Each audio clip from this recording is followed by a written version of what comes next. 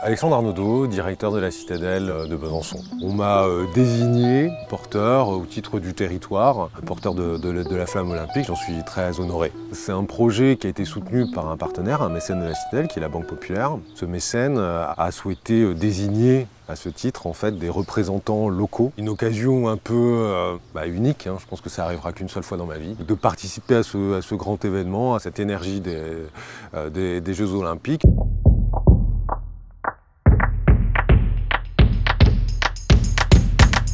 Les journées ne se ressemblent pas, mais aujourd'hui, ça a été une journée autour de conférences de presse, de diverses réunions avec le parc zoologique, un comité de direction. Il y a beaucoup de choses, on est multilabellisé, on est monument historique, on ne fait pas ce qu'on veut.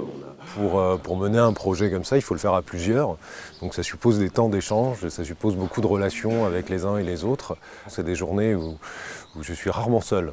On est très souvent dehors. C'est un vaste site, on fait beaucoup de trajets, oui, on se bouge beaucoup. C'est une journée normale d'un directeur de la Citadelle. Effectivement, c'est un sport en soi, on n'arrête jamais, mais bon, voilà, ça fait partie de la fonction. Effectivement, les temps de trajet sont aussi des sas. Alors, des moments où on respire ou des moments où on est déjà dans le moment d'après à réfléchir ce qu'on va faire après. Parce que j'ai une activité professionnelle qui est assez intense, donc j'ai besoin de me libérer autrement. Je fais du vélo, on roule à plusieurs, on est 4. On fait des grandes boucles, on monte sur le plateau, on fait des boucles de 80-100 km quand on sort. Mais ça fait partie d'un équilibre. Dans le temps qui me reste, qui n'est pas énorme pour avoir une activité sportive, j'essaie de libérer mon esprit à travers le sport, 1 à 2 heures de sport par semaine. C'est comme un médicament qu'on prend un petit peu tout le temps, quelque chose qui permet un équilibre. On se retrouve quand même pendant des kilomètres et des heures seuls.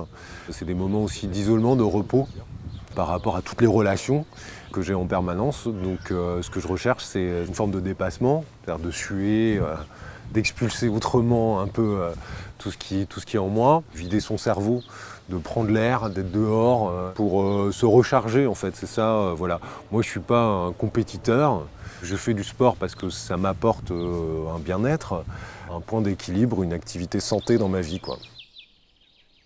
Probablement que le sport a été un outil de relation en fait, et de relations sincères et durables, sûrement, ouais.